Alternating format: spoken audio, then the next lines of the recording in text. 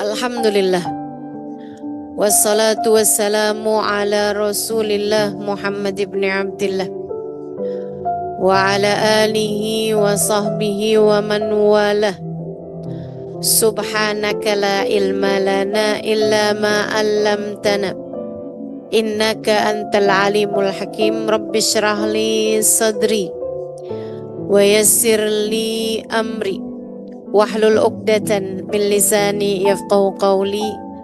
Amma ba'du. Alhamdulillah, yang hadir di majelis ini mudah-mudahan semuanya dirahmati Allah, disayang Allah, disyafaati Rasulullah, dibahagiakan Allah, diampuni dosa-dosa kita oleh Allah, ditutup aib-aib kita oleh Allah, dihidupkan kita sebagai hambanya yang salehah. Apabila datang ajal menjemput kita, Allah matikan kita dalam husnul khatimah. Dan di hari akhirat nanti Allah kelak akan masukkan kita ke dalam surganya. Amin ya rabbal alamin. Saudariku sekalian yang saya muliakan, air mata keinsafan, itu tema kita pada hari ini.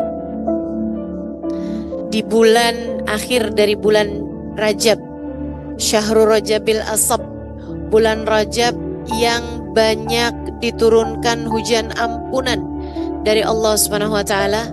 Semoga kita menjadi di antara yang mendapatkan banyak ampunan karena kita datang pada bulan ini, kita masuk bulan ini hingga keluarnya dengan hati yang dipenuhi dengan penyesalan, dengan hati yang dipenuhi dengan taubat, dengan hati yang dipenuhi dengan rasa ingin kembali kepada Allah Subhanahu wa taala insyaallah.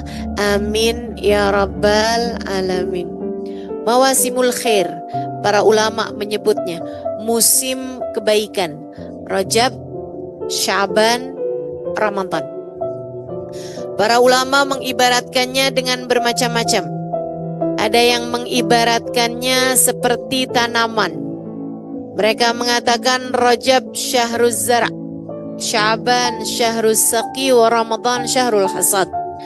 Bulan Rajab adalah bulan menanam, bulan Sya'ban adalah bulan menyiram, sementara bulan Ramadan adalah bulan kita memanen, menuai apa yang sudah kita tanam di sepanjang bulan Rajab. Jika kamu tidak menanam apapun pada bulan Rajab, apa yang kiranya akan kamu siram pada bulan Sya'ban? Dan jika tak ada yang kamu tanam, tak ada yang kamu siram pada bulan Rajab dan Sya'ban, apa yang kiranya akan kamu panen pada bulan Ramadan nanti? Maka kita berusaha untuk banyak menanam kebaikan-kebaikan pada bulan Rajab, kemudian kita sirami pada bulan Sya'ban, dan kita akan panen pada bulan Ramadan.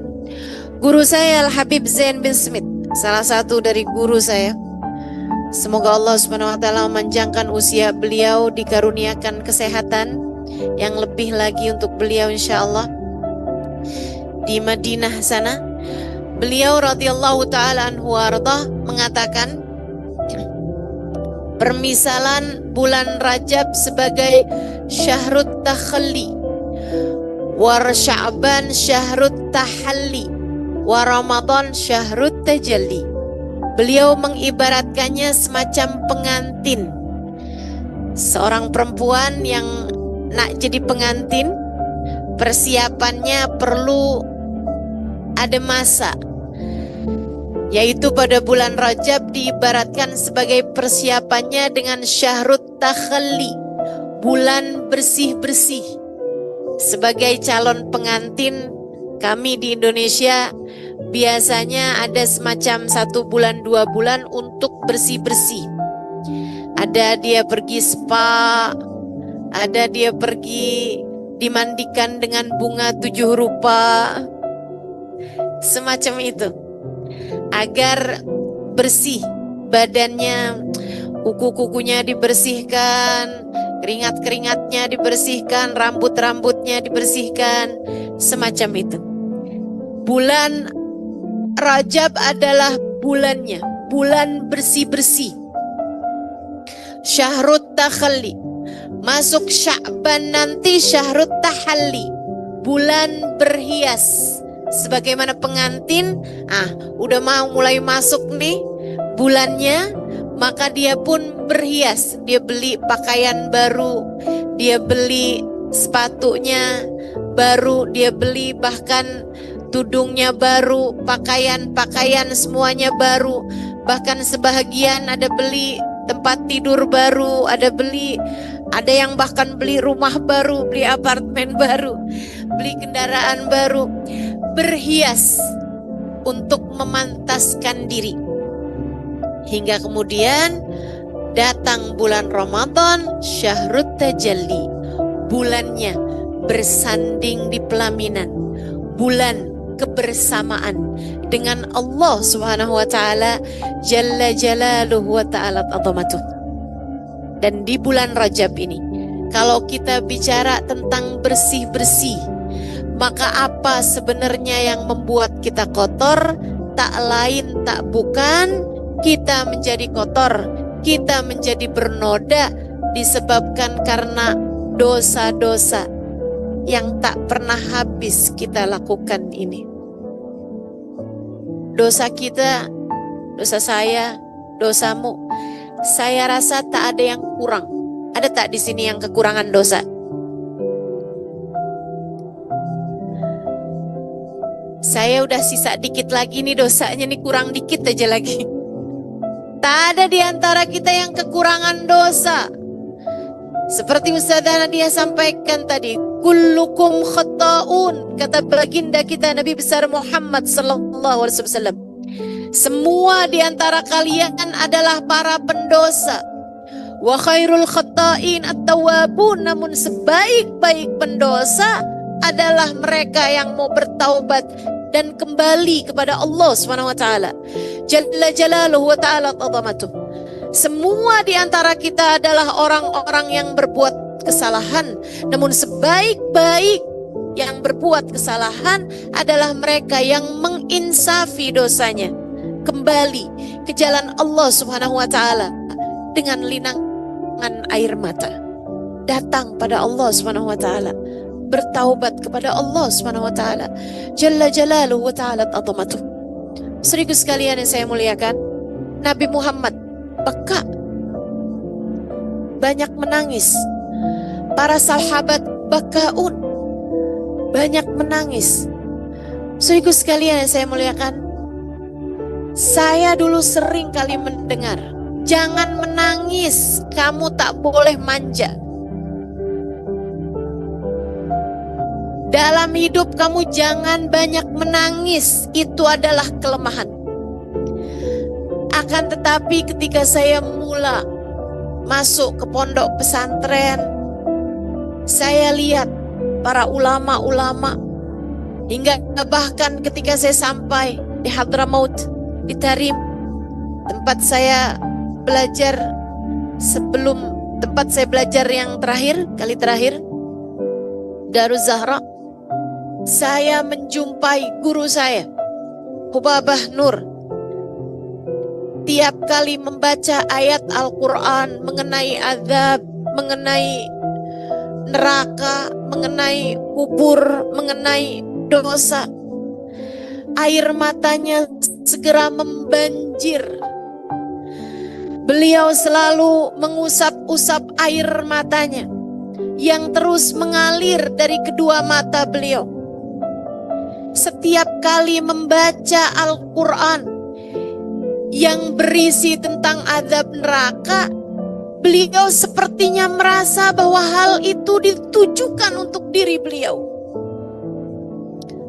Setiap kali membaca tentang surga, beliau pun meneteskan air mata, seolah merasa bahwa beliau belum layak untuk memasukinya. Pada diri mereka, saya mendapati sifat-sifat para hamba-hamba Allah Subhanahu wa ta'ala.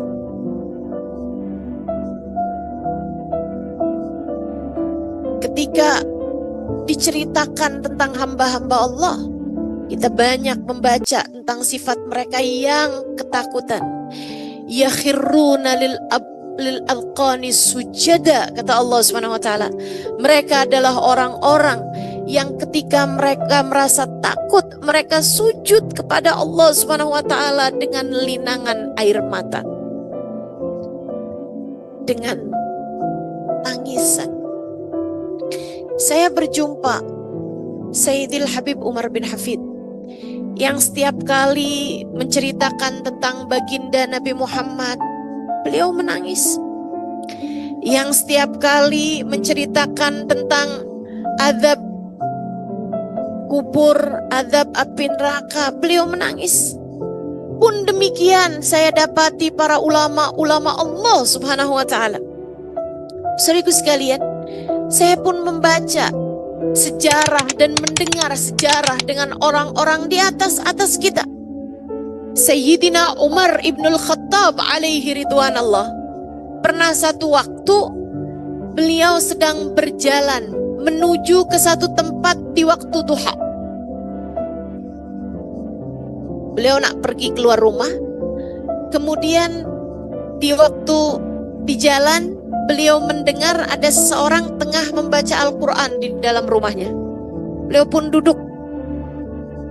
Rasanya merasa sayang kalau ada seseorang yang membaca Al-Quran tapi beliau tak mendengarnya. Walaupun tentu beliau akan dengan mudah membacanya di dalam rumah beliau atau dimanapun tempat sendiri. Dan kala itu beliau sudah pun menjadi seorang Amirul Mukminin, pimpinan umat Islam, pimpinan negara, di atas presiden bahkan. Beliau berhenti sejenak mendengarkan suara Al-Quran dari dalam sebuah rumah. Yang kala itu sedang membaca Al-Quran, Sayyidina Umar terus mendengar, sampai di ayat tentang A'udzubillahi minasyaitonirrajim, Bismillahirrahmanirrahim, Idza zulzilatil ardu zilzalaha wa akhrajatil ardu athqalaha faqala al-insanu ma laha yawma idin tuhadditsu akhbaraha bi anna rabbaka awhalaha. Apabila bumi diguncangkan dengan sedahsyat-dahsyatnya dan bumi kemudian mengeluarkan isinya, manusia bertanya-tanya, apa yang terjadi sebenarnya? Saat itu bumi mengisahkan kisahnya bahwasanya Allah memerintahkannya untuk berguncang. Sayyidina Umar terpaku mendengarkan firman Allah Subhanahu wa taala tersebut. Beliau pun menangis terseduh-sedan membayangkan kejadian kiamat di hadapannya.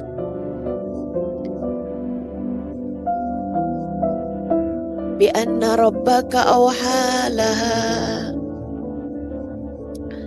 fa amma man thaqulat mawazinuhu fa huwa fi syadrin radiyah. Dalam ayat yang lain Allah menceritakan di ayat-ayat dari Idza zulzilat, kemudian Al-Adiyat sesudahnya, dan sesudahnya lagi Al-Qari'ah, ayat-ayat tentang hari kiamat. Sayyidina Umar menangis di depan pintu rumah orang tersebut hatta yughma alaih, sampai beliau pingsan.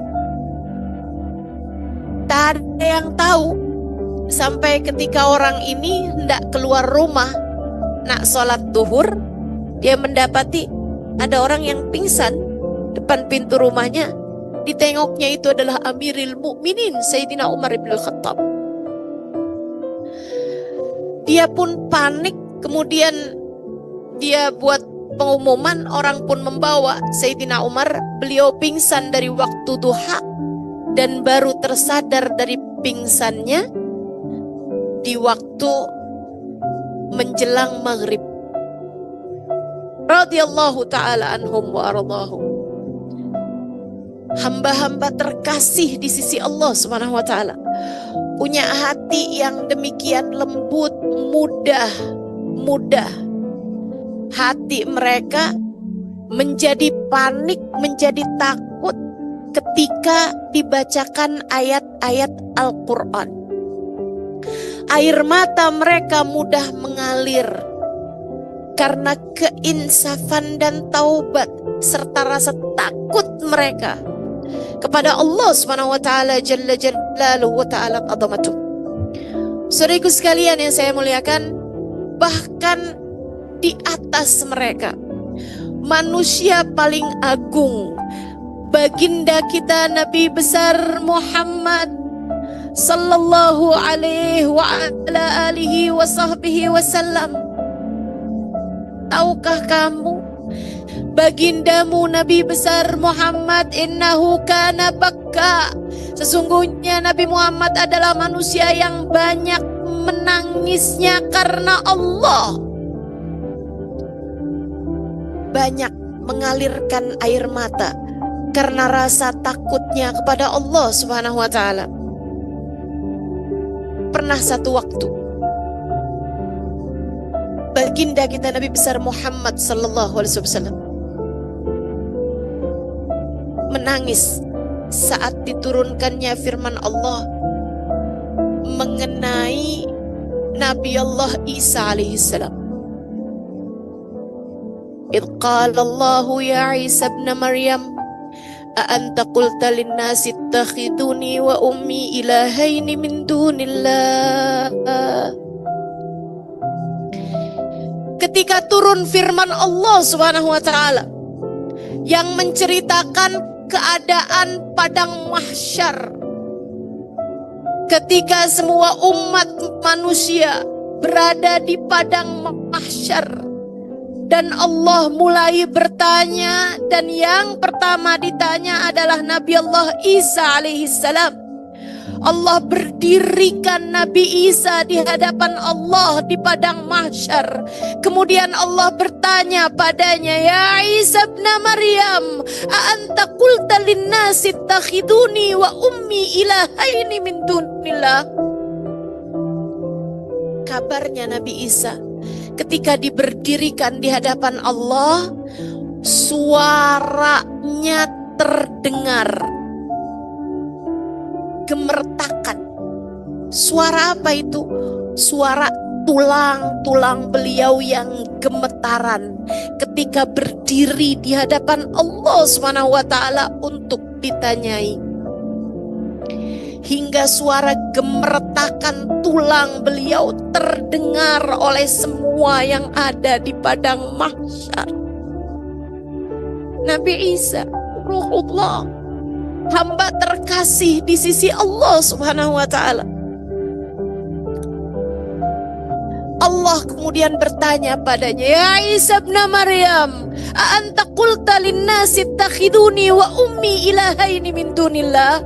Wahai Isa bin Maryam, adakah kamu pernah berkata kepada kaummu, jadikan aku dan ibuku sebagai Tuhan lain selain Allah?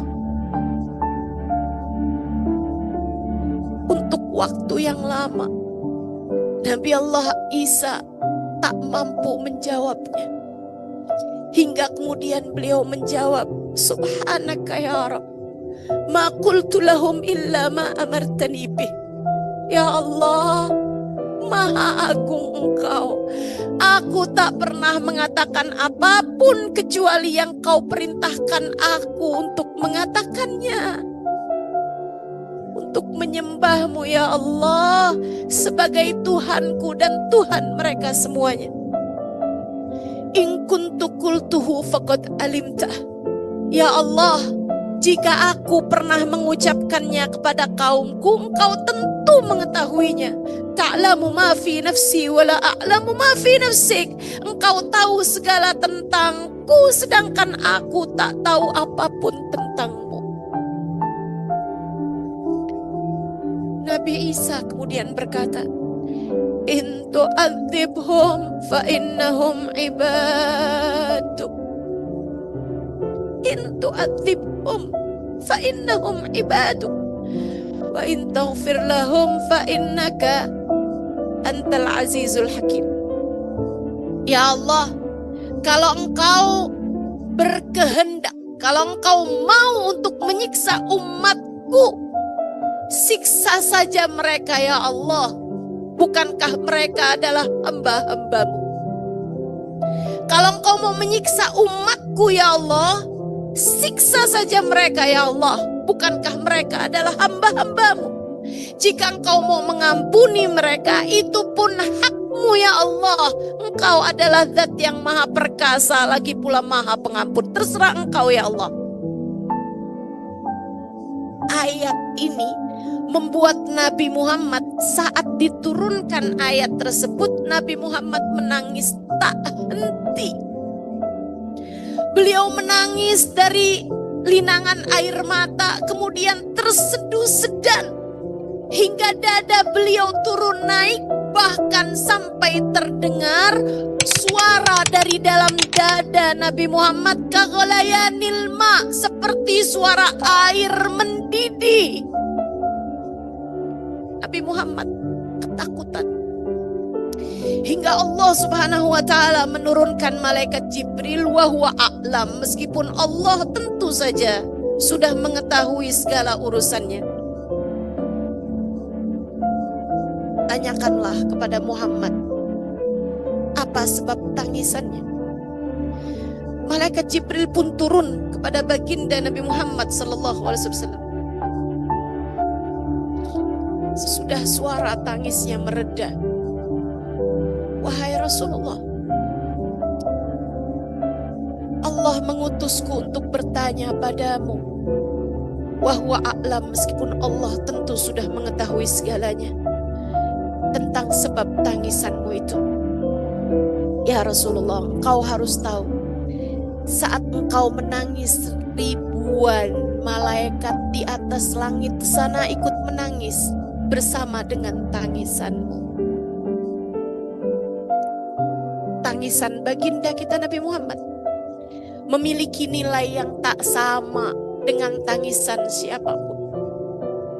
Satu tetes air matanya adalah ribuan, bahkan mungkin jutaan tetes air mata dari yang lainnya. Satu tetes air matanya lebih berharga di sisi Allah daripada ribuan bahkan jutaan tetes air mata dari hamba-hamba selainnya.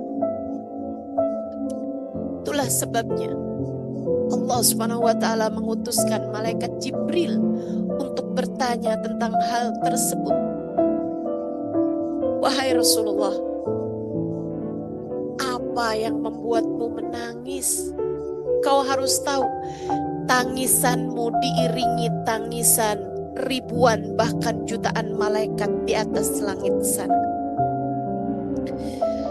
Nabi Muhammad mengatakan, wahai Jibril, bagaimana aku tidak menangis ketika diturunkan ayat ini?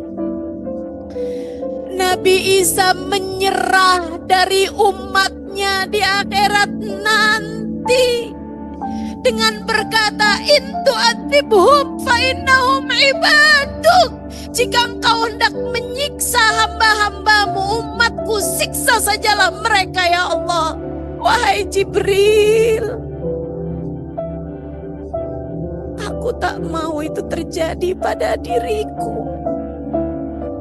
Umatku wahai Jibril, umatku wahai Jibril. Aku tak mau jika umatku, aku sampai berkata kepada Allah, jika engkau mau menyiksa umatku, siksa sajalah mereka ya Allah. Aku tak mau menjadi seseorang yang melepaskan tanganku dari umatku, yang menyerah terhadap umatku. Aku ingin memberi syafaat kepada mereka, wahai Jibril. Baginda kita Nabi besar Muhammad, innahu kana bakka, seorang yang banyak menangis. Hingga Allah Subhanahu wa taala kemudian mewahyukan kepada Nabi Isa bahwasanya Allah tak akan membuat Nabi Muhammad kecewa dari umatnya. A'udzu billahi minasyaitonir rajim. Yauma la yukhzillahu an-nabi walladzina amanu ma'ahu nuruhum yas'a baina aydihim wa biaimanihim. Wahai Rasulullah, Allah tak akan pernah mengecewakanmu terhadap umatmu. Yauma la yukhzillahun nabi. Di hari akhirat nanti Allah tak akan mengecewakan Nabi Muhammad. Walladzina amanu ma'ahu, dan orang-orang beriman yang bersama dengan Nabi Muhammad. Semoga kita menjadi salah seorang di antara mereka insyaallah. Amin ya rabbal alamin. Para ulama menangis. Hamba-hamba Allah menangis. Para sahabat Nabi kita Muhammad menangis. Khawatir, takut terhadap dosa-dosa mereka. Padahal dosanya tak seberapa. Bahkan mungkin yang mereka anggap dosa sebenarnya bukanlah dosa. Apalagi jika kita melakukannya. Apalagi jika kita yang melakukannya. Mungkin kita tidak menganggapnya dosa bahkan. Tapi mereka menganggapnya sebagai dosa besar yang mereka ketakutan terhadap hal tersebut. Saudaraku sekalian yang saya muliakan, akan tetapi kita sekarang, dosa-dosa kita sudah jauh lebih besar dibandingkan dengan dosa mereka. Saudaraku sekalian yang saya muliakan, seperti Sayyidil Habib Umar, guru saya, guru beliau Habib Muhammad bin Abdullah Al-Haddar, Habib Bana Umar bin Hafid, tumbuh dalam lingkungan yang sangat baik, terjaga dari dosa. Beliau tak lihat televisi, apalagi yang semacam kita, dengan segala macam tontonan-tontonan kita. Beliau bahkan tidak melihat wajah perempuan yang bukan mahramnya. Saudaraku sekalian yang saya muliakan, dosa apa yang beliau lakukan? Segitunya beliau setiap kali membaca tentang ayat azab, beliau setiap kali berbicara tentang dosa-dosa, air mata beliau mengalir dengan sangat deras. Guru beliau Al-Habib Muhammad bin Abdullah Al-Haddar alaihi ridwanullah, ketika memandang wajah Habib Umar bin Hafid dalam keadaan beliau masih sangat muda, beliau mengatakan, hadzal fata ma ya'rif tariqul ma'siyah. Pemuda ini, yaitu Habib Umar bin Hafid, adalah seseorang yang tidak kenal caranya mengerjakan dosa. Dia tidak mengerti caranya berbuat dosa. Tapi mereka menangis dalam taubat mereka. Air mata keinsafan mengalir deras di wajah-wajah mereka. Kita sangat pantas untuk menangis.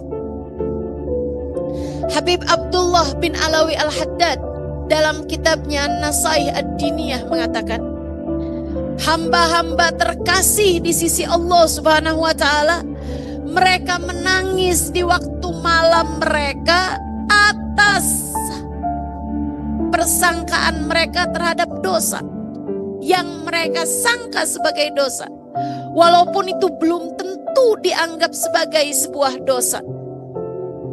Saudariku sekalian yang saya muliakan, mereka kemudian berkata, Rabbana zalamna anfusana wa illam taghfir lana wa tarhamna lanakunanna minal khasirin. Ya Allah, kami telah membuat gunung-gunung dosa.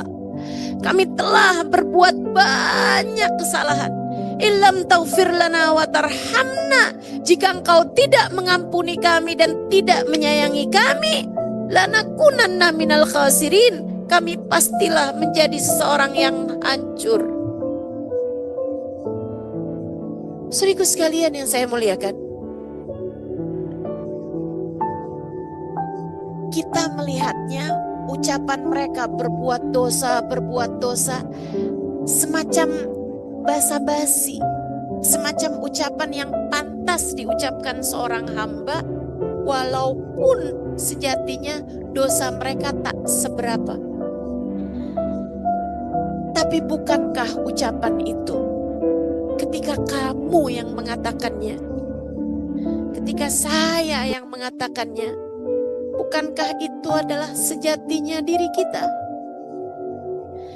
Ketika kita berkata kepada Allah Subhanahu wa taala, Ilahi lastu lil firdaus a'la wala aqwa ala naril jahimi fahabli taubatan waghfir dunubi fa innaka ghafirud dambil azimi dunubi mithlu a'dadir ramali. Kita bilang, ya Allah, saya tak pantas untuk surgamu. Ucapan ini, saya tak pantas untuk surgamu, tapi saya tak tahan terhadap nerakamu. Maka ampunilah dosa-dosaku. Bukankah engkau adalah pengampun dosa-dosa besar? Dunubi mithlu a'dadir romali. Ya Allah, dosaku seperti timbunan pasir, sebanyak bilangan pasir di Sahara, di gurun. Ya Allah, dosaku seperti bilangan pasir di gurun. Ketika itu diucapkan oleh para kekasih-kasih Allah Subhanahu wa taala, saudara sekalian, tampak ucapan mereka terlalu mendramatisir. Dosa mereka seberapa sampai mereka mengatakan dosaku seperti sejumlah pasir di gurun. Jutaan, miliaran, banyaknya. Tapi ketika saya yang mengucapkannya, bukankah itu adalah sejatinya kita? Saya membayangkan kalau ucapan itu diucapkan oleh para kekasih-kasih Allah, Sayyidina Syekh Abdul Qadir Jailani misalnya, Imamul Haddad misalnya, Robi Al-Adawiyah misalnya. Bahkan ucapan itu kabarnya adalah ucapannya Sayyidina Imam Asy-Syafi'i, atau ada juga yang mengatakan bahwa itu adalah ucapannya Abu Nawas, wallahu a'lam ala dzalik. Saudaraku sekalian saya muliakan, syair-syair tersebut diucapkan oleh seorang kekasih Allah Subhanahu wa taala yang dosanya tak seberapa. Mungkin malaikat kalau dengar gitu kan, kamu terlalu tawadu sampai kamu merasa bahwa dosamu seperti bilangan pasir di gurun. Tapi kalau kita yang mengucapkannya, mungkin malaikat bilang, oh sekarang kamu tahu siapa kamu. Bukankah memang demikian adanya kita? Adakah menurutmu kamu layak untuk surga Allah? Betul kita membaca Al-Quran, betul.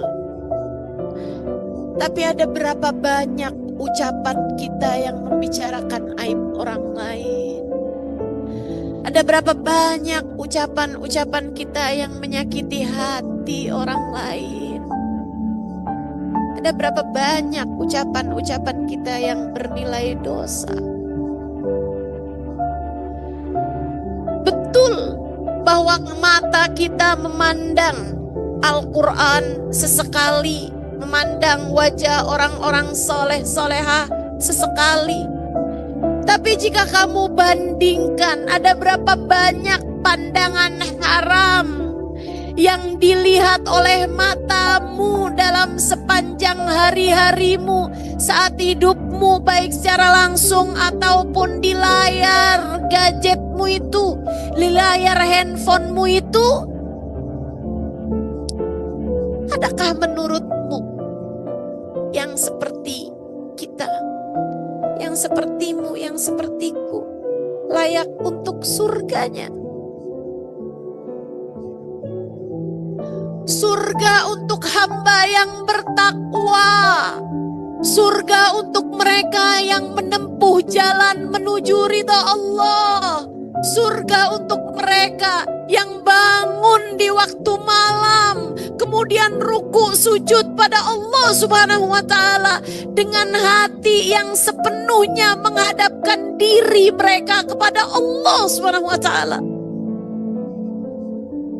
Surga diperuntukkan untuk mereka yang tak lagi mencintai dunia.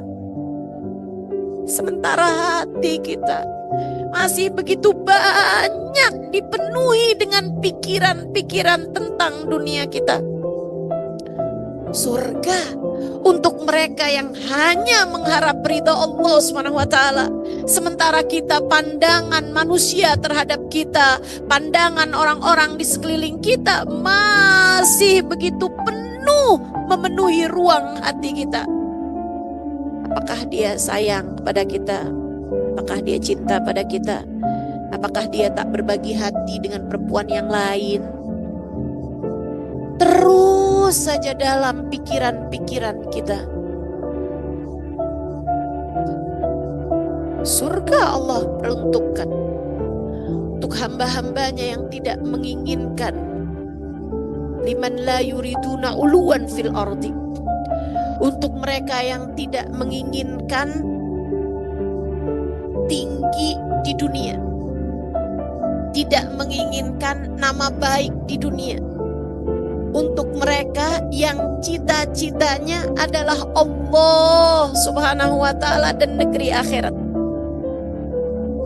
Adakah menurutmu yang sepertimu, yang setiap hari hanya memikirkan besok makan apa, hari ini makan apa? Pikiran kita adalah apa yang masuk dalam perut kita. Adakah menurutmu yang seperti kita layak untuk surga? Bagaimana jika Allah bertanya, mengapa dalam hidupmu yang kamu pikirkan hanyalah tentang duniamu, dan sedikit sekali kamu berpikir tentang aku? Saudaraku sekalian yang saya muliakan, saya tergelitik dengan ucapan seorang ulama. Ketika dia membaca, dia bilang, saya kalau baca Quran suka tersinggung. Dia bilang, saya baca di Quran tentang sifatnya orang munafik. Alladzina idza qamu ila sholati qamu kusala yura'unan nas wa la yadhkurunallaha illa qalila. Allah ketika bercerita tentang orang-orang munafik, sifat-sifatnya, kata Allah Subhanahu wa Ta'ala, alladzina idza qamu ila sholati qamu kusala. Orang-orang yang apabila hendak berdiri menuju sholat, mereka berdiri juga tapi dalam keadaan malas. Alladzina idza qamu ila sholati qamu kusala yuraunan nas, selalu mencari pandangan orang, selalu mencari penilaian orang. Wala yadhkurunallaha illa qalila, dan mereka tidak mengingat Allah, tidak berzikir kepada Allah illa qalila, kecuali sangat sedikit sekali. Beliau mengatakan, saya baca ayat ini dan saya tersinggung. Kenapa ini jadi seperti sifat saya? Ini Allah sedang cerita tentang orang munafik. Tapi kenapa sifat-sifat ini semuanya ada dalam diri saya?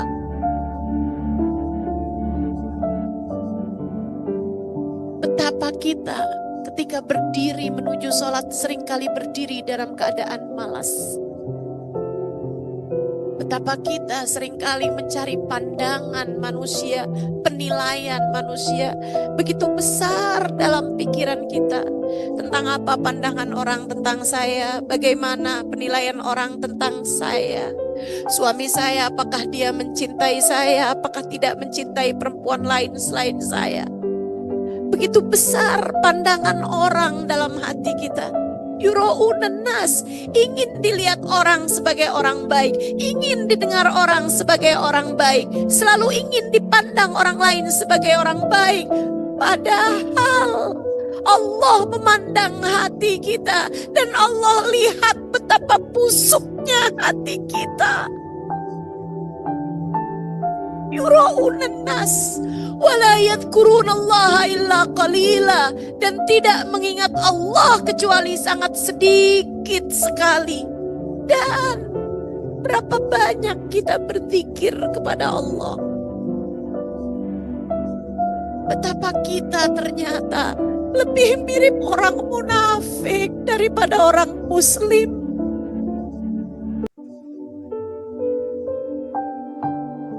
Betapa yang seperti kita belum layak untuk surganya, bukan?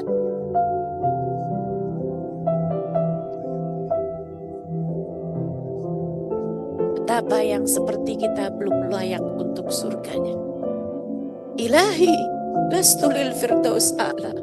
Ya Allah, betapa tidak pantasnya saya untuk surgamu ya Allah. Wala aqwa ala naril jahim ya Allah. Saya tak akan mampu untuk berada di dalam neraka-Mu ya Allah. Fahabli taubatan. Ya Allah, karuniakanlah kepadaku taubat-Mu. Karuniakanlah kepadaku jalan taubat-Mu. Kembalikan aku padamu. Insafkanlah diriku ya Allah.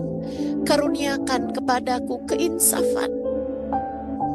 Fahabli taubatan waghfir dzunubi. Ampuni dosaku ya Allah. Fa innaka ghafirudz dzambil azimi. Bukankah Engkau ya Allah yang maha mengampuni dosa, meski seperti apapun besarnya dosa tersebut. Saudariku sekalian yang saya muliakan, saya rasa kita belum solehah. Saya rasa kita punya banyak dosa.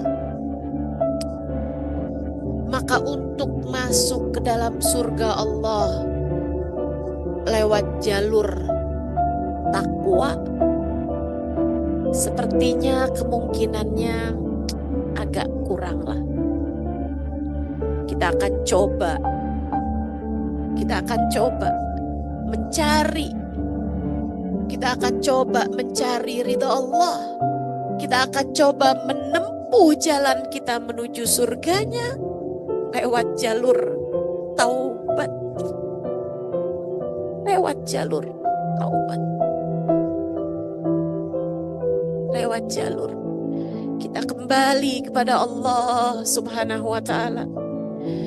Mentaubati dosa-dosa kita satu demi satu. Kita perbaiki langkah-langkah kehidupan kita sedikit demi sedikit. Kita perbaiki diri kita. Menangisi keadaan kita di hadapan Allah Subhanahu wa ta'ala. Kita katakan padanya, Rabbana zalamna anfusana wa illam taghfir lana wa tarhamna lanakunanna minal khasirin. Ya Allah, kami telah mengerjakan begitu banyak dosa. Wa illam taghfir lana, jika Engkau tidak mengampuni kami ya Allah, wa tarhamna, dan jika Engkau tidak menyayangi kami ya Allah, lanakunanna minal khasirin, pastilah kami akan menjadi orang-orang yang hancur, celaka, rugi. Kita harus sungguh-sungguh meminta ampunan pada Allah Subhanahu wa ta'ala. Sebab dosa kita dah pasti. Dosa kita sudah pasti. Ampunannya belum tentu. Sementara waktunya sudah semakin dekat untuk datang kematian kepada kita. Dan kalau sampai datang ajal menjemput kita, kemudian kita mati dan menghadap Allah Subhanahu wa ta'ala dengan membawa begitu banyak dosa-dosa kita. Saya tak tahu nasib semacam apa yang segera akan datang pada kita.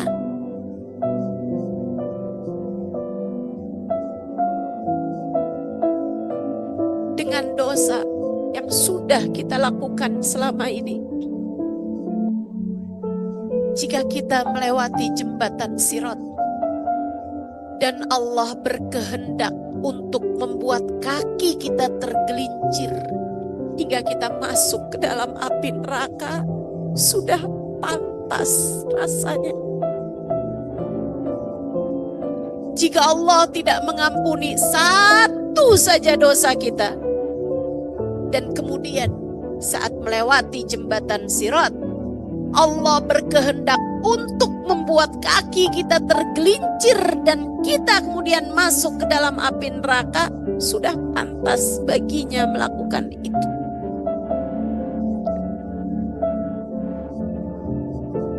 Dengan satu saja dosa kita bisa saja menjadi penyebab Allah Subhanahu wa taala mengadab kita di dalam alam kubur. Dengan satu saja dosa kita bahkan sudah cukup untuk Allah Subhanahu wa taala mencabut iman saat datang sakaratul maut. Bagaimana pula dengan seluruh dosa yang sudah kita punya? Bagaimana pula dengan seluruh dosa yang sudah tercatat dalam amal perbuatan kita? A'udzu billahi minasyaitonir rajim. Ma yalfidhu min qaulin illa ladaihi raqibun atid.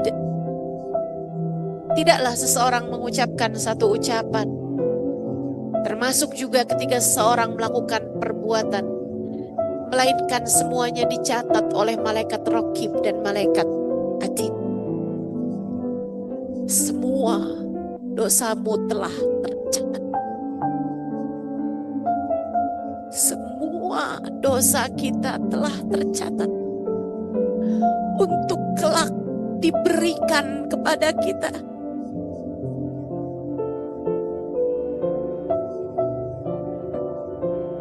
Saya ada baca dalam Al-Quran satu ayat.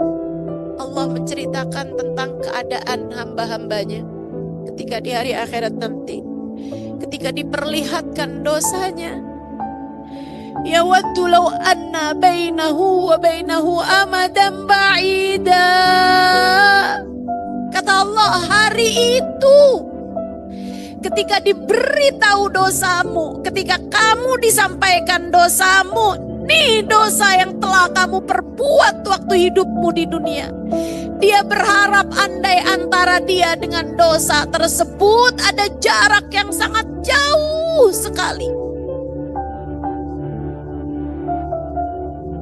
Saya membayangkan betapa dosa-dosa yang kita lakukan kalau tidak kita taubati di dunia, dapat menjadikan kita sebegitu terhinanya di hari akhirat nanti dan sebegitu menyesalnya, berharap andai perbuatan dosa tersebut menjadi sesuatu yang jauh sekali dari kita, tapi ia telah melekat, tapi ia telah menjadi karakter, tapi ia telah menjadi satu dengan diri kita.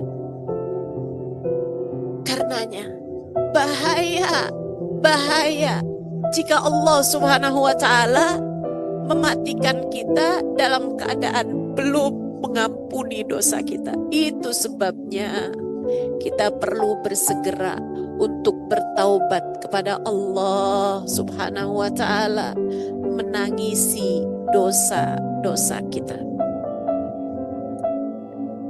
Ustazah, masalahnya kan dosa kita sudah sangat banyak, Ustazah. Adakah Allah Subhanahu wa taala berkenan untuk mengampuninya? Saudariku sekalian, dan disinilah ku sampaikan kabar gembiranya untukmu.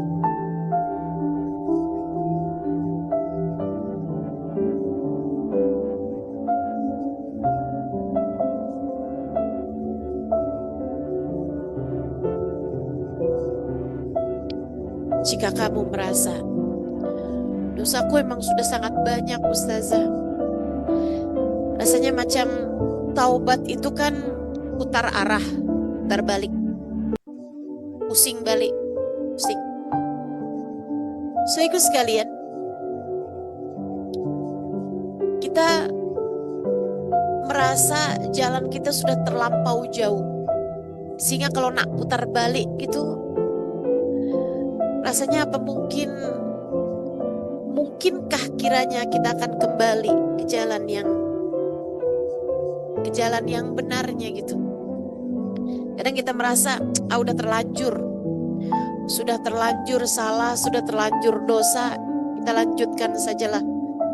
Sudah sepertinya memang seperti inilah jalan saya. Saudaraku sekalian yang saya muliakan, tak ada yang begitu besar ketika Allah hendak mengampuni, sebagaimana tak ada yang kecil jika Allah hendak memperhitungkan. Saya ulangi, dosamu tak ada yang cukup besar jika Allah berkehendak untuk mengampuni. Sebagaimana jangan remehkan, sebab tak ada yang kecil jika Allah hendak memperhitungkan. Ada satu ungkapan dari guru saya, Sayyidil Habib Umar bin Hafid, yang seringkali saya merasanya sebagai semacam obat buat saya. Ungkapan guru-guru kita, ungkapan para ulama-ulama kita, seringkali jadi obat untuk kita, bukan? Kita memang perlu untuk mencari pengobatan, untuk mencari healing, untuk mencari penawar bagi hidup kita ini dengan berguru kepada para ulama, sebab ucapan-ucapan mereka, pelajaran-pelajaran mereka setara obat bagi kehidupan kita. Saudaraku sekalian yang saya muliakan, ada satu kali Sayyidil Habib Umar bin Hafid menyampaikan hal ini, dan ini sekali lagi jadi obat untuk saya setiap kali mengingatnya. Beliau mengatakan, jangan kamu kira sifat-sifat Allah SWT itu hanya 99 yang Allah SWT sebutkan dalam Asmaul Husna. Tidak demikian. Allah SWT punya sifat jauh lebih banyak daripada itu. Hanya saja yang Allah SWT sampaikan kepada kita adalah 99 itulah. Di antara sifat Allah SWT, Allah punya sifat la yubali. Di antara sifat Allah SWT, Allah punya sifat la yubali. Allah tidak peduli. Allah tidak peduli. Saudaraku sekalian yang saya muliakan, Allah tidak peduli. Allah tidak peduli siapapun kamu. Jika Allah berkehendak menyiksamu, Allah dapat saja dengan mudah melakukannya. Allah tidak peduli kamu anak siapa, kamu istrinya siapa, kamu ibunya siapa. Allah tidak peduli bahkan kepada profesimu, meski kamu seorang ustazah sekalipun. Jika Allah berkehendak mencabut iman dari dalam hatimu, tak ada sesiapapun mampu menghalangi. Allah tidak peduli, maka berhati-hatilah. Allah tidak peduli. Allah tidak peduli. Ketika Allah murka kepada seorang hamba, ketika Allah marah kepada seorang hamba, Allah Subhanahu wa Ta'ala dengan mudah menjadikannya hancur, tenggelam bersama dengan yang tenggelam. Maka jangan pernah berbangga atas hal apapun. Tapi di lain sisi, Allah tidak peduli. Seberapapun dosamu, jika Allah hendak mengampuni, Allah tidak peduli. Seberapapun dosamu, jika Allah hendak mengampuni, Allah tidak peduli. Meski setinggi gunung, meski setinggi bangunan-bangunan di Singapura sini, tinggi-tinggi menjulang, meski dosamu setinggi itu sekalipun, ketika Allah hendak mengampuni, Allah mengampuni. Allah hanya mengampuni begitu saja, begitu saja. Maka jangan pernah kamu merasa dosamu begitu besar sehingga tidak mungkin Allah ampuni. Allah sangat mungkin mengampuni. Allah sangat mungkin untuk mengampuni. Kamu hanya perlu satu hal, yaitu kembalilah padanya, bertaubatlah padanya, putarkanlah arah hidupmu, tinggalkan dosa-dosamu, dan mulailah berjalan menunduk kepadanya. Mulailah berjalan menunduk menujunya.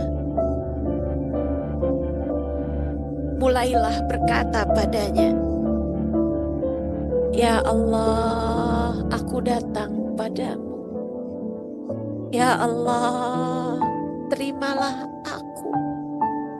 Ya Allah, ampunilah dosa-dosaku." Mulailah berucap, "Allahumma anta rabbi wa ana abduka. Allahumma anta rabbi la ilaha illa anta khalaqtani." Ya Allah, Engkau adalah Tuhanku. Tak ada Tuhan kecuali Engkau. Engkaulah yang telah menciptakanku. Wa ana abduka. Aku adalah hamba-hambamu. Wa ana ala ahdika wa wa'dika mastata'tu. Ya Allah, aku berusaha untuk menjalankan perintahmu semampuku.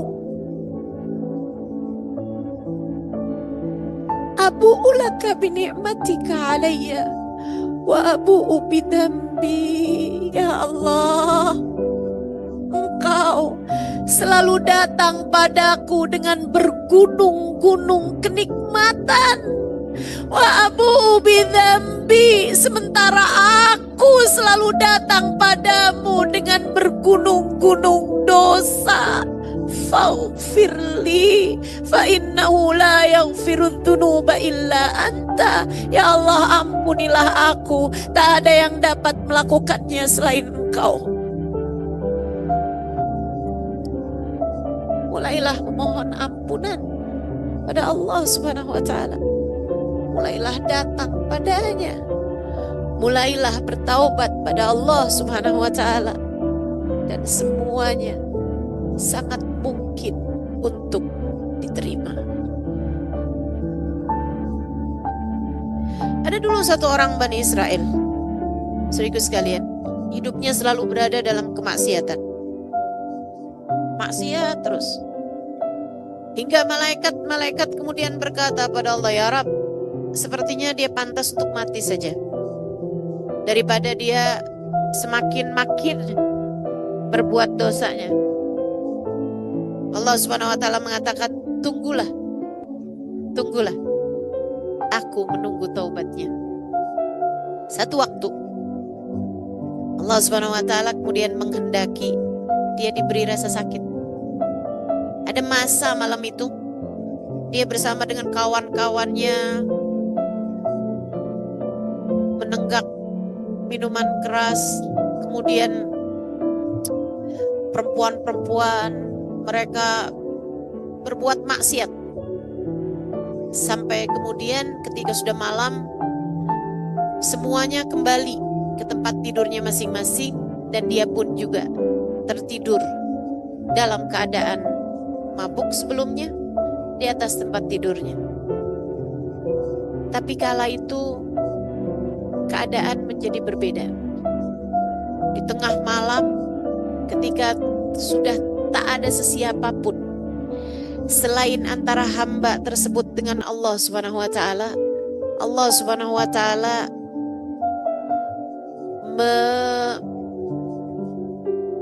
menyempitkan salah satu dari aliran darah dalam tubuhnya. Kram. Dia pun kesakitan setengah mati. Dalam kesakitannya tersebut, dia berusaha untuk memanggil pelayannya, tapi tak ada sesiapapun yang mendengar. Dia berusaha untuk bergerak keluar menuju pintu, namun jangankan keluar menuju sana, sekedar menggerakkan jarinya saja ia tak mampu. Kesakitan yang luar biasa. Dia berusaha untuk menjangkau apapun dan melakukan apapun, namun usahanya sia-sia belaka. Kesakitannya menjadi semakin berat, semakin berat, semakin berat. Saat itulah dia kembali mengingat Allah. Kita nih sebagai hamba, saat semua pintu sudah terkunci, Allah seringkali menjadi satu-satunya pintu yang terbuka. Saat semua jalan buntu, Allah adalah satu-satunya yang siap membantu. Saat itulah ketika ia sudah tak lagi tahan dengan rasa sakit yang dia rasakan. Saat itulah ketika dia sudah putus asa untuk meminta bantuan. Saat itulah ketika tak ada lagi yang dapat ia lakukan, ia ingat Allah. Kemudian ia mulai menyebut namanya.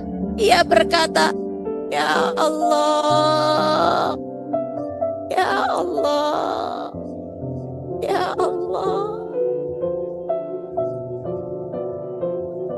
Dan kamu tahu, kisah ini disampaikan guru saya Sayyidil Habib Umar bin Hafid berdasarkan dari salah satu hadisnya baginda kita Nabi besar Muhammad sallallahu alaihi wasallam. Kamu tahu apa jawaban Allah?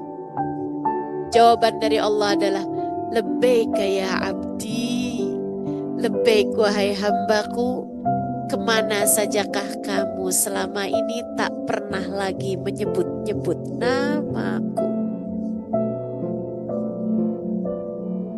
Bayangkan, jika bahkan kepada pendosa yang bertahun saja tak pernah mengingat Allah, ketika dia mulai memanggil nama Allah, begitu indah jawaban dari Allah Subhanahu wa taala untuknya.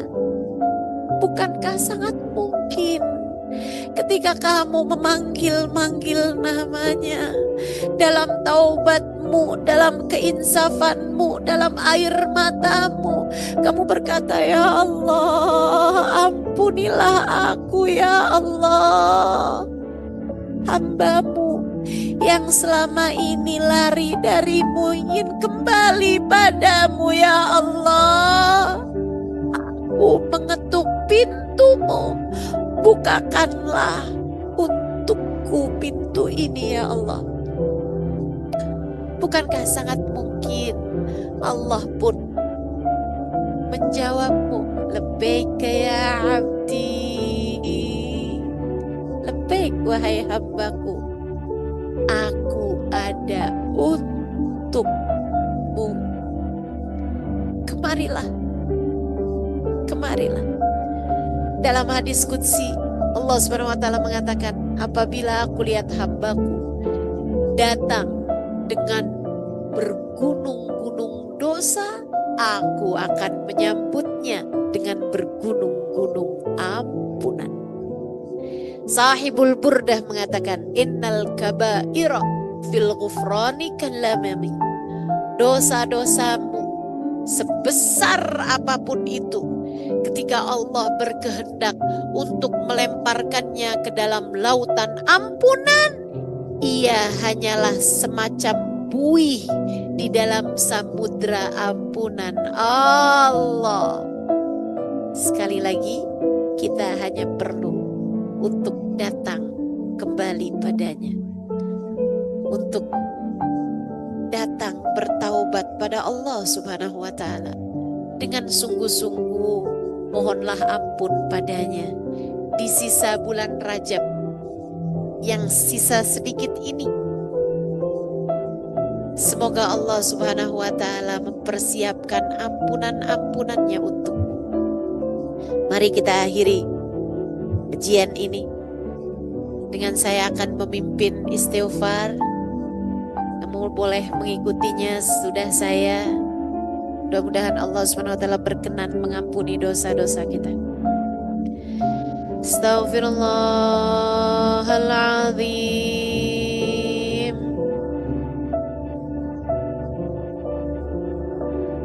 Astaghfirullahaladzim.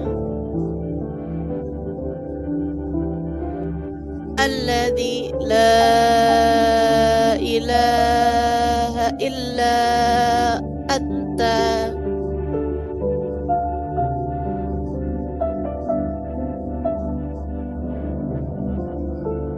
wa atubu ilaik. Astaghfirullahaladzim. Astaghfirullahaladzim. Astaghfirullahaladzim. Alladzi la ilaha illallah.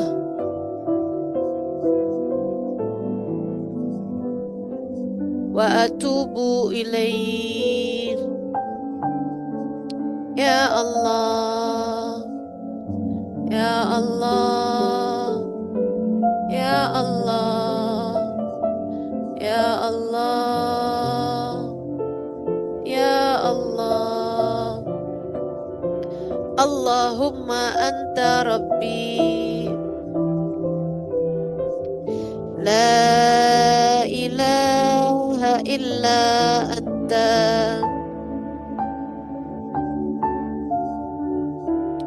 Khalaqtani wa ana abduka wa ana ala ahdika wa wa'dika mastata'tu. A'udzu bika min syarri ma sana'tu. Abu'u laka bi ni'matika alayya wa abu'u bi dhanbi faghfir li fa innahu la yaghfiru dhunuba illa anta. Ya Allah, Ya Allah, Ya Allah, Ya Allah, Ya Allah. Allahumma ighfirli warhamni wa tub alayya. Allahumma ighfirli warhamni wa tub alayya. Allahumma ighfirli warhamni wa tub alayya. Allahumma ighfir lana warhamna wa tub alayna. Allahumma ighfir lana وارحمنا وتب علينا اللهم اغفر لنا وارحمنا وتب علينا يا أول الأولين يا آخر الآخرين يا ذا القوة المتين يا راحم المساكين ويا أرحم الراحمين. Ya Allah, pandanglah kami dengan pandangan kasih sayang-Mu ya Allah. Lihatlah semuanya ya Allah. Pandanglah kami dan ampunilah kami ya Allah. Pandanglah kami dan ampunilah kami ya Allah. Ya Allah, jika Engkau hanya berkenan memandang hamba-hamba-Mu di antara kami yang sudah solehah, lantas yang belum solehah, siapa untuknya ya Allah? Ya Allah, jika Engkau hanya berkenan mengampuni yang dosanya sedikit di antara kami, atau yang dosanya kecil di antara kami, ya Allah, lantas yang dosanya banyak ini ya Allah, kepada siapa kami harus memohon ampunan? Bukankah Engkau adalah Sang Pengampun dosa? Bukankah Engkau kabarnya tak peduli seberapapun banyaknya dosa hamba? Apabila ia datang memohon ampunan padamu, Engkau berkenan untuk mengampuninya. Maka pandanglah kami semuanya tanpa terkecuali, meskipun yang paling banyak dosanya, meskipun yang paling besar dosanya, ampunilah semuanya ya Allah. Ampunilah semuanya ya Allah, termasuk dosa kami kepada orang tua kami yang telah berpulang. Ampunilah dosa kami ya Allah. Kami tak mungkin lagi untuk meminta ampun dan maaf kepada mereka, tapi Engkau dapat melakukannya untuk kami ya Allah. Engkau dapat melakukannya untuk kami. Ampuni semuanya ya Allah. Ampuni semuanya ya Allah. Yang kecilnya, yang besarnya, yang sedikitnya, yang banyaknya, bahkan yang paling menjijikkannya ya Allah.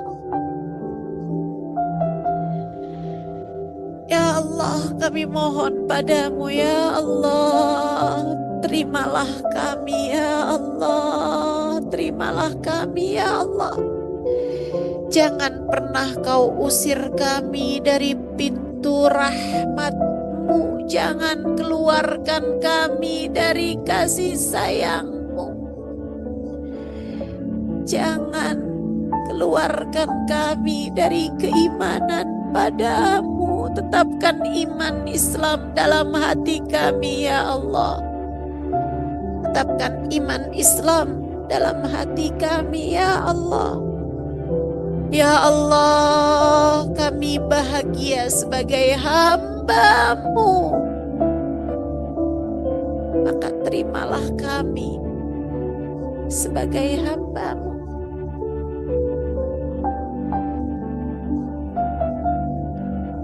Wahai Zat yang Maha Pengampun, wahai Zat yang dermawan dalam memberikan ampunan, Sang Maha Dermawan memberi sesuai dengan keperluan, yang memerlukan ampunan yang banyak karena dosanya banyak, bagikan padanya ampunan yang banyak. Yang memerlukan ampunan yang besar karena dosanya besar, bagikan padanya ampunan yang besar. Wahai Zat yang Maha Besar, karuniakanlah kepada kami ampunan-Mu yang besar. Ya Allah, kami mohon padamu ya Allah. Kami sungguh-sungguh telah berdosa, tapi kami pun tahu Engkau sungguh-sungguh dapat memberikan ampunan. Maka ya Allah, dengan kesungguh-sungguhan ampunan-Mu, ampunilah sungguh-sungguhnya dosa-dosa kami itu ya Allah.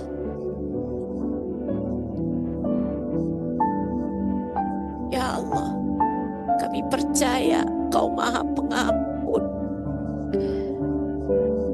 Maka jangan pernah jadikan kami putus asa dari ampunan-Mu ya Allah. Ampunilah segenap dosa kami ini ya Allah. Ya Allah, doa yang sama kami mohonkan untuk orang-orang tersayang yang kami punya. Kedua orang tua kami, ampunilah dosa mereka ya Allah. Suami kami, anak-anak kami, ampunilah dosa mereka ya Allah. Saudara-saudari kami, ponakan-ponakan kami, sahabat-sahabat kami, semua orang-orang yang kami sayangi, ampunilah dosa kami ya Allah. Tetapkan iman Islam dalam hati kami. Ya Allah, berkahi kami di sisa Rajab kami. Berkahi kami di bulan Sya'ban kami, bimbing kami ya Allah, agar dapat sungguh-sungguh melaksanakan apa yang paling Kau inginkan untuk dilakukan seorang hamba pada waktu-waktu yang mulia ini. Ya Allah, sampaikan umur kami pada bulan Ramadan. Karuniakanlah kepada kami ya Allah ibadah seperti hamba-hamba yang Kau cinta di sisi-Mu ya Allah. Bantu kami untuk berpuasa, bantu kami untuk tarawih, bantu kami untuk ibadah, bantu kami untuk banyak membaca Al-Quran, bantu kami untuk bersedekah, bantu kami untuk berbuat banyak kebaikan-kebaikan. Bukankah kami hamba-Mu ya Allah? Kami tak dapat melakukan apapun tanpa hidayah, tanpa bimbingan dan tanpa bantuan dari-Mu ya Allah. Allahumma ij'al jam'ana hadha jam'an marhuma wa tafarruqana min ba'dihi tafarruqan ma'suma wa la taj'alillahumma lana fi wala fina wala ma'ana syaqiyan wala matrudan wala mahruma. Allahumma inna nas'aluka minal uquli awfaraha, minal adhani asfaha, wa minal a'mali azkaha, wa minal akhlaqi atyabaha, wa minal arzaki azzalaha, minal afiyah akmalaha, minal dunya khairaha, wa minal akhirah na'imaha bihaqqi sayyidina Muhammadin sallallahu alaihi wasallam.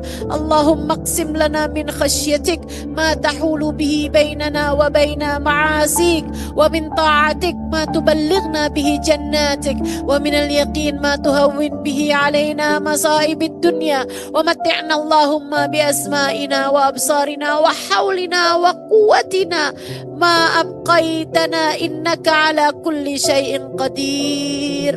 Allahumma jamilna bil afiyati was salamah wa haqiqna bit taqwa wal istiqamah wa a'idna min mujibatin nadama fil hali wal ma'al innaka sami'ud du'a.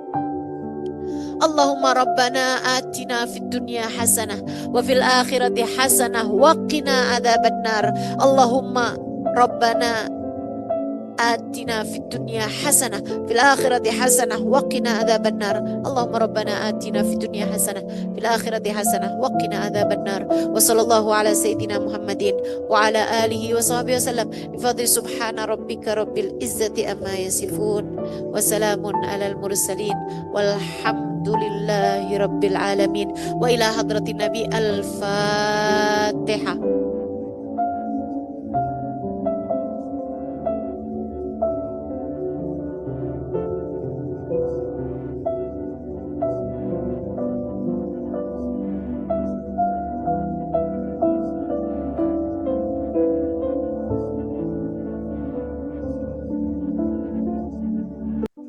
Terima kasih. Mudah-mudahan Allah SWT berkenan mengijabah doa-doa kita dan juga menerima taubat kita insya Allah. Terima kasih segala perhatiannya. Kurang lebihnya mohon maaf. Mudah-mudahan bermanfaat. Billahi taufiq wal hidayah.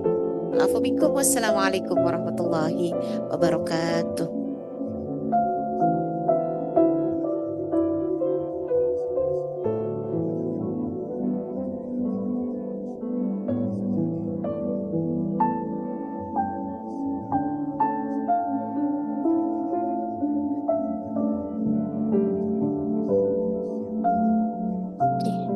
Baiklah, sebelum sekarang waktu berehat 10 minit sambil kita berikan masa untuk Ustazah berehat, saya mewakili daripada Masjid Al-Amin ingin merakamkan setinggi-tinggi penghargaan pada semua.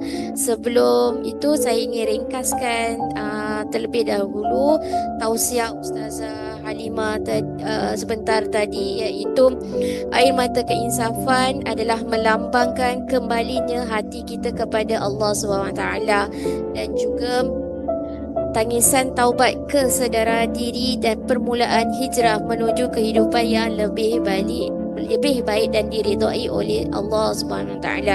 Semoga kita semua bersama-sama mendapat syafaat Rasulullah sallallahu alaihi wasallam. Amin ya rabbal alamin. Okey, oleh itu sebelum kita sekarang waktu berehat, tapi sambil-sambil waktu berehat, pihak kami memohon agar para hadirin dapat meluangkan masa untuk melihat risalah. Sebelum tadi hadir di masjid ada pihak masjid ada beri risalah, betul? Okay, dan dalam risalah tu ada beberapa program-program daripada Masjid Al-Amin yang akan menganjurkan, insya-Allah, untuk maklum 10 menit lagi saja untuk menjawab soalan. Kalau ada sesiapa di antara semua akhwat yang ada di sini yang mau bertanya, silahkan angkat tangannya kemudian langsung sampaikan pertanyaannya. Silahkan.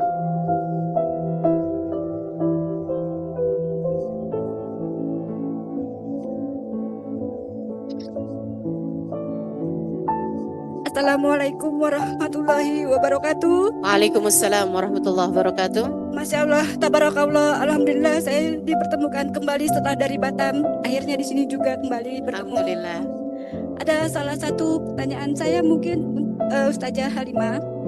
Apabila saya atau kita semua berbuat maksiat atau berbuat dosa atau berbuat hilaf dan itu sudah dicatat oleh Allah, tetapi ketika kita sudah bertaubat nasuha dan tidak melakukannya kembali, apakah di hari akhirat nanti Allah tetap mencatat dosa kita itu? Baik. Terima kasih Ustazah Halimah. Iya. Bila taufiq wal hidayah. Wassalamualaikum Siapa namanya tadi? warahmatullahi wabarakatuh. Waalaikumsalam warahmatullahi Nama saya Inawan dari Inawan. Mei. Ya. Tapi Inawan. alhamdulillah, iya, Inawan.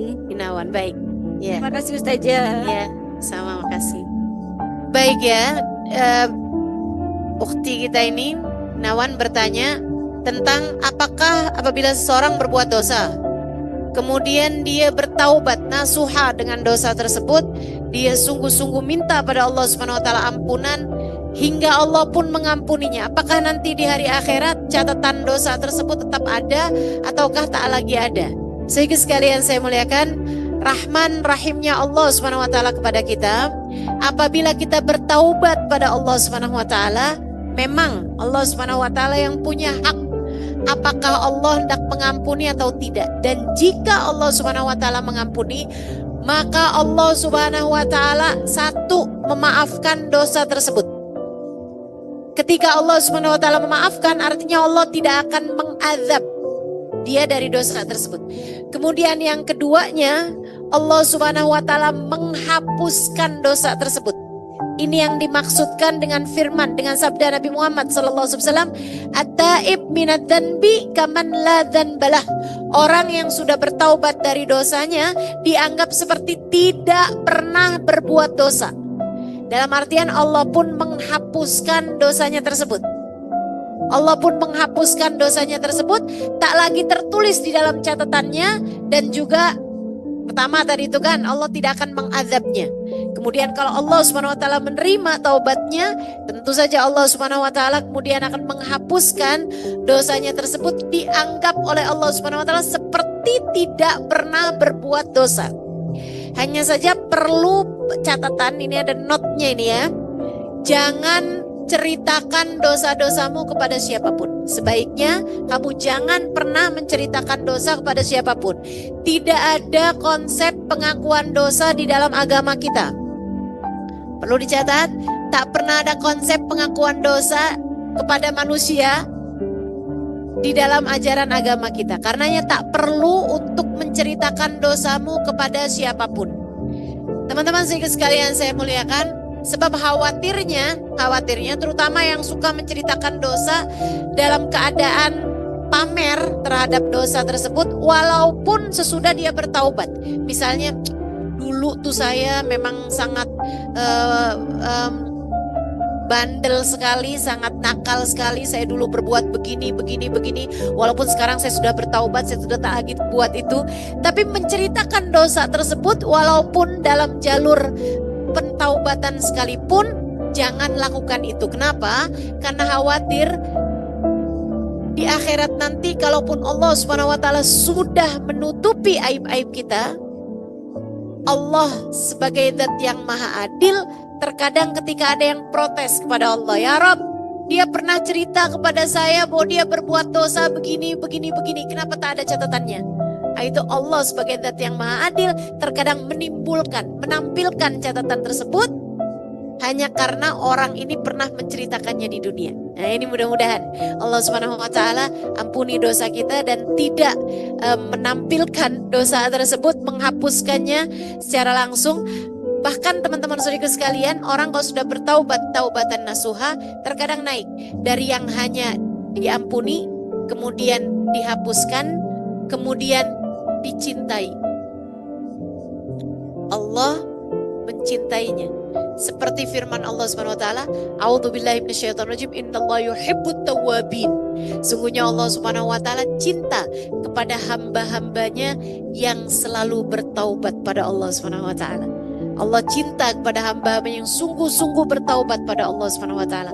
Bahkan terkadang naik lagi sesudah dicinta Allah Subhanahu wa taala, seperti yang Allah Subhanahu wa taala sebutkan dalam Al-Furqan ayat 70, kata Allah Subhanahu wa taala, yubaddilullahu sayyiatihim hasanat. Allah gantikan dosa-dosanya dengan catatan pahala. Luar biasa. Kamu hanya perlu taubat dengan sungguh-sungguh pada Allah Subhanahu wa taala untuk mendapatkan benefit ini ya, untuk mendapatkan karunia-karunia besar dari Allah Subhanahu wa taala, kemanfaatan dari Allah Subhanahu wa taala ini, insyaallah. Mudah-mudahan Allah karuniakan taubat nasuha pada kita sekalian.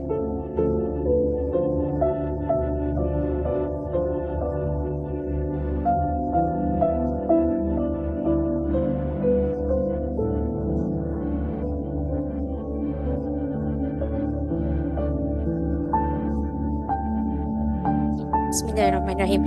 Okey, baiklah Ustazah, terima kasih atas jawapannya soalan pertama tadi. InsyaAllah ada beberapa soalan lagi. Soalan yang seterusnya Ustazah, beban hidup yang terlalu berat dalam keluarga suami tempat kerja hingga putus asa, sedih. Bagaimana dapat dikuatkan iman kita dan diteguhkan hati kita?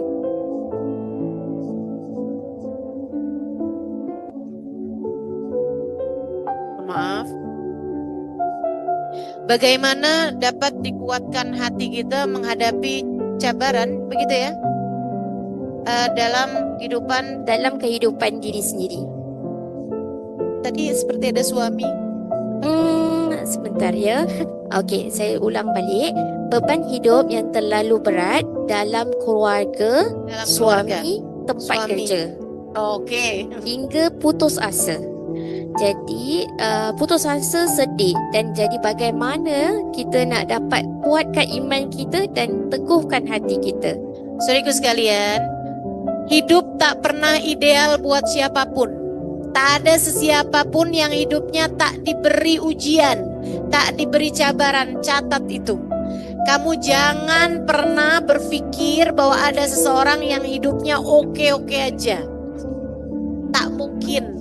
Siapapun pernah sampai dalam masa hidupnya, ada masa dia berada di dalam titik terendah kehidupan.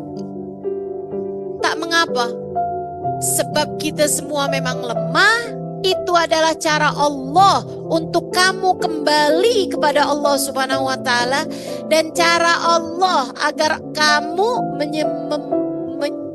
menyerahkan, mengandalkan Allah Subhanahu wa taala dalam urusan kamu tersebut. Kita semua lemah.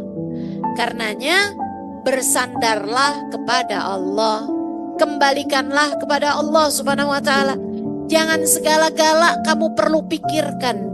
Jangan segala-gala kamu mau selesaikan. Tidak semua hal harus kamu selesaikan. Ada banyak di antara urusan tersebut. Kamu hanya perlu berkata, wa ufawwidu amri ilallah. Innallaha basirum bil ibad. Dan aku serahkan urusanku kepada Allah, sebab aku tahu Allah Subhanahu wa taala adalah zat yang maha melihat kepada hamba-hambanya. Serahkan urusan kepada Allah. Ucapkanlah kepada Allah, ya Allah, saya tak mampu lagi. Ya Allah, urusanku aku serahkan kepadamu ya Allah. Aku mohon padamu ya Allah, bantulah aku ini ya Allah, agar dapat menjadi hambamu yang selalu solehah. Saudaraku sekalian, satu poin, ingat-ingat ucapan saya. Jangan pernah berusaha mengendalikan sesuatu yang kamu tidak pegang kendalinya.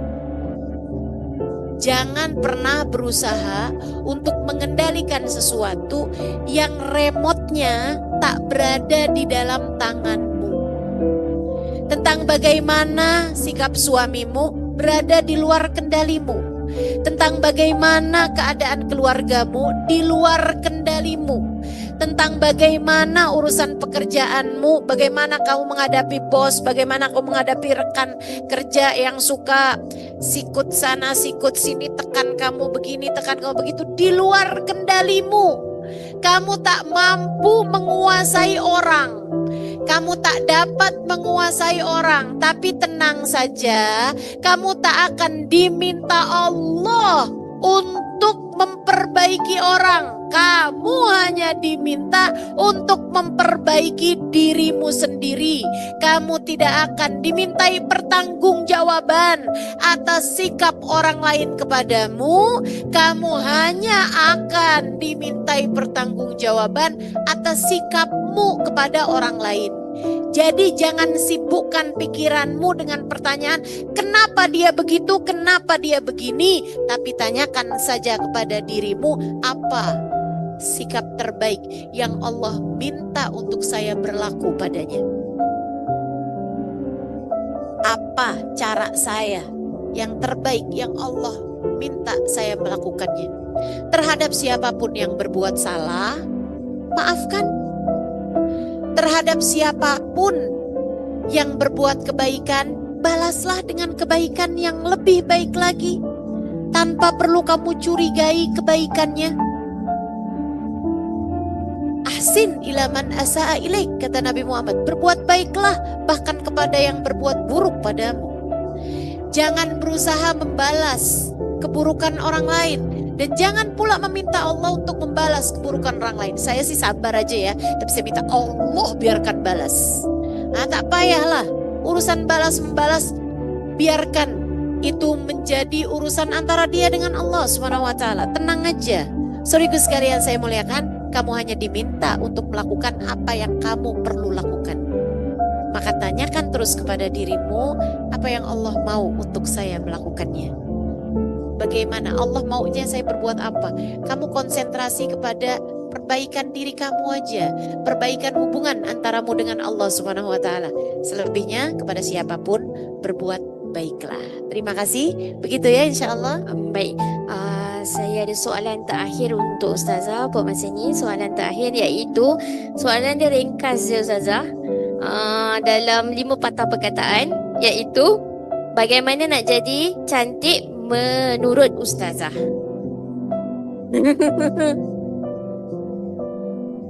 Saya bukan produk kecantikan ya.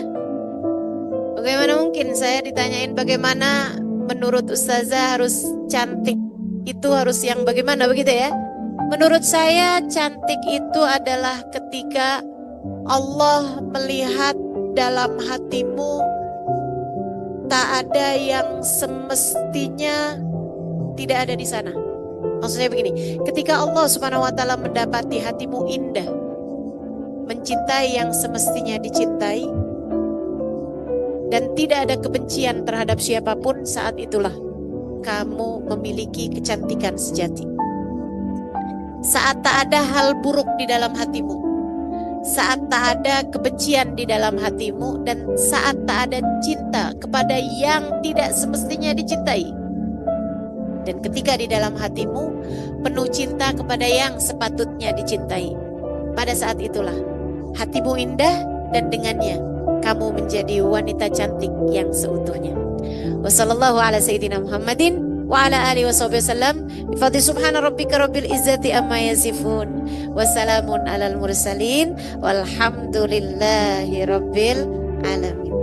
Okey, terima kasih. Terima kasih. Walafu minkum. Assalamualaikum warahmatullahi wabarakatuh.